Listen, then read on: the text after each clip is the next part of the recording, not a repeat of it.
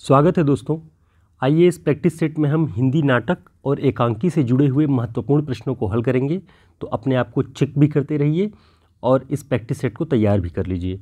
पहला प्रश्न है, आगरा बाजार किसका नाटक है? ऑप्शन मोहन राकेश, सुरेंद्र वर्मा, विष्णु प्रभाकर, हबीब तनवीर। इसका सही उत्तर है हबीब तनवीर। आगरा नाटक हबीब तनवीर का है। दूसरा प्रश्न है, गौतम बुद्ध के जीवन आख्यान पर आधारित कौन सा नाटक है? ऑप्शन टूटते परिवेश, जय पराजय, अजातशत्रु, लहरों के राजहंस। तो इसका जो सही उत्तर है लहरों के राजहंस। और लहरों के राजहंस किसका नाटक है? मोहन राकेश का। और मोहन राकेश का एक और नाटक प्रसिद्ध है, आषाढ़ के एक दिन, वो कालिदास के जीवन पर आधारित है। और लहरों के राजहंस गौतम बुद्ध के जीवन पर आधारित है। इसे आपको ध्यान रखना है दोनों नाटकों में। लहरों के राजहंस नाटक के बारे में एक महत्वपूर्ण तथ्य और याद रखिए, इसके जो प्रमुख पात्र गौतम बुद्ध, सुंदरी तथा नंद हैं। ठीक, तो इसी बहाने इसको भी आप याद रखेंगे कि लहरों के राजहंस के पात्र ये हैं। अगला प्रश्न है, चरणदास चोर किसकी कृति है? ऑप्शन मुद्रा राक्षस, बलराज पंडित, हबीब तनवीर, नागबोडस। तो इसका जो सही उत्तर है हबीब तनवीर। तो हमने ऊपर एक और नाटक हबीब तनवीर का देखा, आगरा बाजार, और दूसरा चरणदास चोर। ये बहुत प्रसिद्ध नाटक हैं जो पूछे जाते हैं। तो सामान्य प्रश्न भी आपसे गलत नहीं होने चाहिए परीक्षाओं में, ये पूरा प्रयास होना चाहिए। जैसे कमेंट बॉक्स में हमारे किसी एक स्टूडेंट्स ने ही कमेंट किया हुआ था कि सर प्रे प्रवास 1912 में है, आप गलत बता रहे हैं, जबकि मैंने अपनी क्लास में 1914 बताया हुआ था। तो ये बहुत सामान्य सा प्रश्न है कि हरिऔध जी का ये काव्य कृति प्रिय प्रवास किस सन में प्रकाशित हुई है। अगर आप 1912-1914 में कंफ्यूज हैं तो इसका मतलब है कि आपने बहुत ध्यान से उसको नहीं पढ़ा है। तो सामान्य लगने वाले प्रश्नों को कभी भी इग्नोर नहीं करना है, ये बात आप कंफर्म रखिए। ठीक, तो चरणदास चोर हबीब तनवीर का है। अगला प्रश्न है, मादा कैक्टस किसका नाटक है? मादा कैक्टस ऑप्शन है लक्ष्मी नारायण मिश्र, लक्ष्मी नारायण लाल, उपेंद्रनाथ अश्क, मुक्तिबोध। इसका सही उत्तर है लक्ष्मी नारायण लाल। मादा कैक्टस लक्ष्मी नारायण लाल जी का है। ठीक, अगला प्रश्न है, मिलान करना है इसमें आपको। इसमें नाटकों के नाम दिए हैं और उधर नाटककारों के नाम, तो सही का मिलान करना है। जैसे कोणार्क, ज्योत्सना, बकरी, अनघ। तो आप खुद से ईमानदारी से अगर मिलान करके देखें तो कौन सा नाटक किसका है ये आपको पता चल जाएगा। जैसे कोणार्क किसका है? जगदीश चंद्र माथुर का। ठीक, ज्योत्सना किसका है? सुमित्रानंदन पंत का। बकरी नाटक किसका है? सर्वेश्वर दयाल सक्सेना का। अब जब अनघ बचा तो अनघ है मैथिली शरण गुप्त का नाटक। तो इस मिलान के बहाने इन नाटकों के नाटककारों का नाम भी आपको ध्यान रखना है। अगला प्रश्न है, अंधा युग नाटक में कुल कितने अंक हैं? तो सबसे पहला ये आपको ध्यान रखना है कि धर्मवीर भारती जी का ये काव्य नाटक है। ठीक, 1955 ईस्वी में प्रकाशित हुआ है। अब इसमें कुल कितने अंक हैं? तो इसमें कुल 5 अंक हैं। ठीक है, तो प्रभु की मृत्यु अंत में वो अंकों से अलग है समापन के रूप में। तो वो इसमें भी पूछ लिया जाता है कि किस नाटक का अंत प्रभु की मृत्यु नाम से है, तो वो अंधा युग में ही है। लेकिन इसके कुल अंक 5 हैं।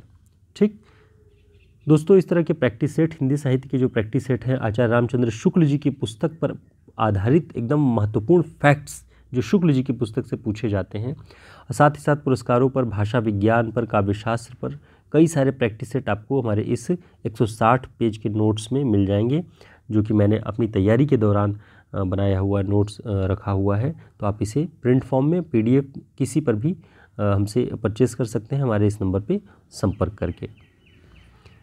अगला प्रश्न है, तांबे के कीड़े और कारवां एकांकी संग्रह के लेखक कौन हैं? तांबे के कीड़े और कारवां, ऑप्शन भुवनेश्वर प्रसाद, राम कुमार वर्मा, हरिकृष्ण प्रेमी, उदय शंकर भट्ट। तो इसका जो सही उत्तर है भुवनेश्वर। तांबे के कीड़े और कारवां भुवनेश्वर जी के एकांकी है। ठीक है, अगला प्रश्न है, हिंदी में यथार्थवादी एकांकी के जनक कौन है? ऑप्शन राम कुमार वर्मा, उपेंद्रनाथ अश्क, उदय शंकर भट्ट, भुवनेश्वर। तो इसका जो सही उत्तर है राम कुमार वर्मा। यथार्थवादी एकांकी और हिंदी एकांकी के जनक माने जाते हैं राम कुमार वर्मा, यानी एकांकी विधा के जनक माने जाते हैं राम कुमार वर्मा, ये आपको ध्यान रखना है। और इनकी जो पहली एकांकी थी उसका नाम बादल की मृत्यु 1930 ईस्वी में। ठीक, तो ये आपको ध्यान रखना है। अगला प्रश्न है, इनमें से कौन सा नाटक भारतेंदु का नहीं है? ऑप्शन भारत दुर्दशा, नील देवी, प्रेम जोगिनी, रणधीर, प्रेम मोहिनी। तो आप ध्यान से देखें तो भारत दुर्दशा, नील देवी और प्रेम जोगिनी ये तीनों भारतेंदु के हैं, ये नहीं है। रणधीर, प्रेम मोहिनी इनका नहीं है। अगला प्रश्न है, कोर्ट मार्शल नाटककार के लेखक कौन हैं? नाटक के लेखक कौन हैं? विष्णु प्रभाकर, स्वदेश दीपक, स्वदेश भारती, मुद्रा राक्षस। तो इसका जो सही उत्तर है वह है स्वदेश दीपक। कोर्ट मार्शल हिंदी में लिखा गया पहला नाटक है जिसमें सेना में किस तरह से जातिवाद होता है और उस जातिवाद की समस्या से किस तरह से वहाँ काम करने वाले अलग अलग जाति के लोगों में जाति वर्चस्व का शिकार एक निचली जाति का व्यक्ति होता है, वो आपको दिखा जाएगा। क्योंकि सेना में किसी तरीके से न्यायालय जो सिविल न्यायालय होते हैं उनमें जाने की व्यवस्था नहीं होती, तो वहाँ पर कोर्ट मार्शल होता है सेना में। उसी कोर्ट मार्शल की प्रक्रिया को आधार बनाकर स्वदेश दीपक जी ने इस नाटक को लिखा था। बहुत ही दिलचस्प नाटक है, आपको YouTube पे भी मिल जाएगा ये नाटक, इसका मंचन, और देखिए बड़ा रोचक है और ये परीक्षाओं में कई बार पूछा जा चुका है। मास्टर्स के सिलेबस में भी हम लोगों के यहाँ लगा हुआ था। तो दोस्तों इस तरह से ये प्रैक्टिस सेट आपके लिए हम लेकर के आए थे, जिससे आप अनुमान लगा सकते हैं कि आप कितने ज़्यादा से ज़्यादा प्रश्नों, हम सप्ताह में अगर 10-10 प्रश्नों का सेट करवाते हैं तो ये जान के चलिए कि 150 प्रश्न होते हैं।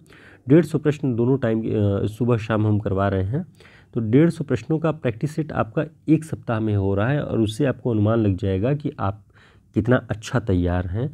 तो ये 10 प्रश्नों का सेट छोटा ज़रूर है, लेकिन प्रतिदिन अगर हम दोनों मीटिंग के मिला के 20 प्रश्न हल करेंगे तो हम सप्ताह के 150 प्रश्न हल करते हैं और सारे के सारे प्रश्न हम कोशिश करते हैं कि महत्वपूर्ण ही हों, इधर उधर के प्रश्न न हों जो आपकी परीक्षाओं में काम आए।